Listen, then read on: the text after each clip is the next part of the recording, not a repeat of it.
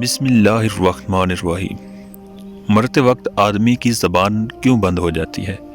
روایت ہے کہ مرتے وقت فرشتوں کو دیکھ کر آدمی کی زبان بند ہو جاتی ہے تو 4 فرشتے اس کے پاس آتے ہیں اور سلام کرتے ہیں۔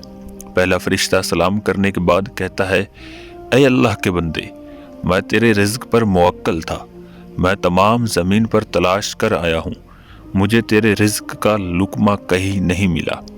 اس کے بعد دوسرا فرشتہ سلام کے بعد کہتا ہے، میں تیرے پانی پر موکل تھا، میں تمام زمین پر تلاش کر آیا ہوں، مگر تیرے نصیب کا ایک قطرہ بھی پانی مجھے نہیں ملا۔ تیسرا فرشتہ کہتا ہے، میں تیری سانس پر موکل تھا، مگر اب زمین پر کہیں بھی ایک سانس نظر نہیں آیا۔